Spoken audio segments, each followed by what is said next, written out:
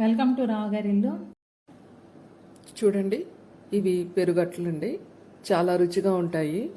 అల్లం పుట్నాల చట్నీతో టేస్టీ బ్రేక్ఫాస్ట్గా వడ్డించవచ్చండి.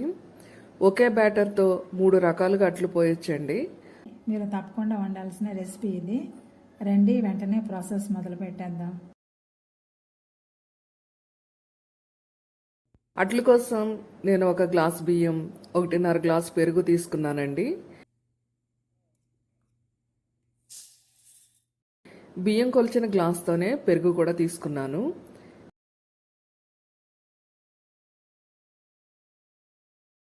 బియ్యాన్ని 2-3 సార్లు శుభ్రంగా కడగండి.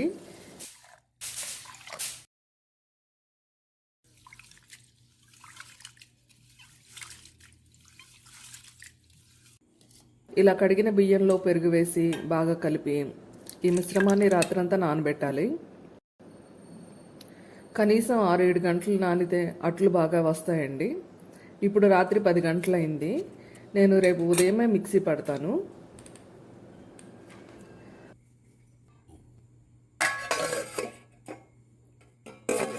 ఉదయం 7 గంటలైందండి. పెరుగు బియ్యం మిశ్రమం ఎలా ఉందో చూద్దాం. బియ్యం చాలా బాగా నానాయండి. ఇప్పుడు దీన్ని మెత్తగా రుబ్బుకోవాలి.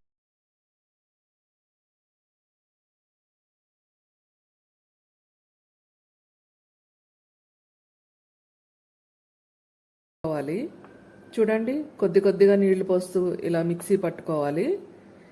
పిండి కన్సిస్టెన్సీ ఇలా ఉండాలండి. ఇప్పుడు దీనిలో కొద్దిగా వంట సోడా, రుచికి సరిపడా ఉప్పు, ఉల్లిపాయ, పచ్చిమిర్చి, ఇంచు అల్లం ముక్క, కొద్దిగా కొత్తిమీర, ఓ రెబ్బ కరివేపాకు తురిమి వేసి బాగా కలపాలి. 1/2 టీ స్పూన్ జీలకర్ర కూడా వేయాలి.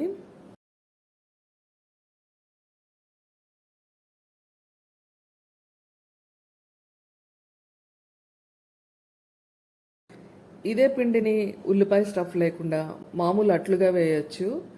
దీనిలో కూడా కొద్దిగా వంట సోడా, ఉప్పు, కాస్త జీలకర్ర వేసి బాగా కలపాలి.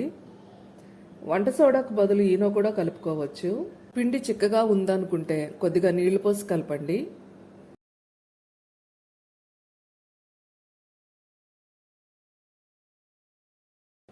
చూడండి, స్టవ్ వెలిగించి పాన్ పెట్టి బాగా వేడి చేయండి.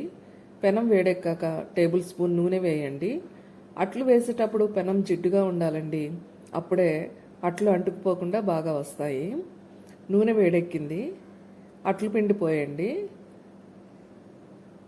మంట మీడియంలో ఉంచండి. అట్టు ఉడకడానికి కాస్త టైం పడుతుందండి. ఈ అట్లు నిదానంగా కాలితేనే మంచి రుచి వస్తుంది. అట్టుపై కూడా కాస్త నూనె చల్లి జాగ్రత్తగా తిరిగేయండి. అట్టు మందంగా ఉంది కదండి, పైనున్న స్టఫ్ ఇలా జారిపోతుంటుంది. ఏం పర్వాలేదు. చూడండి, అట్టు ఇలా మంచి బ్రౌన్ షేడ్లో ఉండాలి. 2 వైపులా ఈ కలర్లోనే ఉండాలి.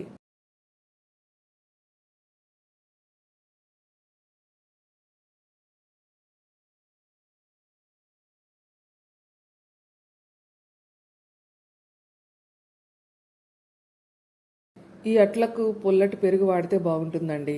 మజ్జిగతోనూ మంచి టేస్ట్ వస్తుంది. ఎప్పుడైనా పెరుగు పుల్లగా మారితే పారేయకుండా ఇలా అట్లు వేసుకుని టేస్ట్ చేయండి, చాలా బాగుంటాయి. చిన్న పెద్ద అందరూ ఇష్టంగా తింటారు.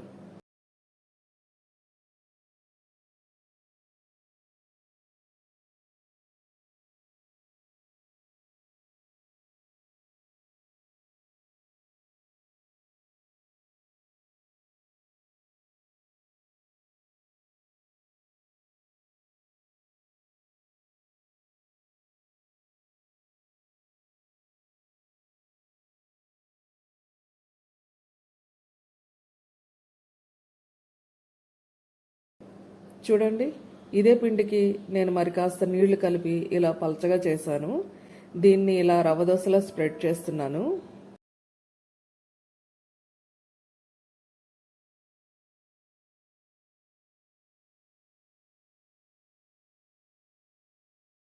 మొదట వేసినట్లు మెత్తగా దూదిలా ఉంటే ఇవి స్మూత్గా అక్కడక్కడ క్రిస్పీగా ఉండి చాలా రుచిగా ఉంటాయి.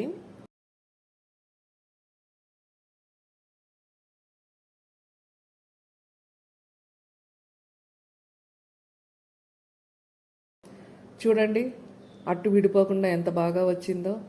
అంచులతో పాటు మధ్య మధ్యలో కూడా క్రిస్పీగా వేగింది. ఒకే పిండితో ఒకే రోజు 3 రకాల అట్లు వేస్తున్నారేంటని అనుకుంటున్నారా?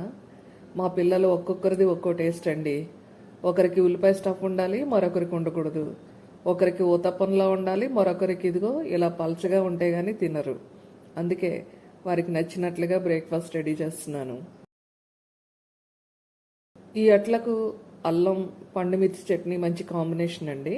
కొబ్బరి చట్నీ, పుట్నాల చట్నీలు కూడా చాలా బాగుంటాయి. ఇదివరకు నేను చేసిన చట్నీల లింక్స్ డిస్క్రిప్షన్ బాక్స్లో ఇచ్చాను చూడండి.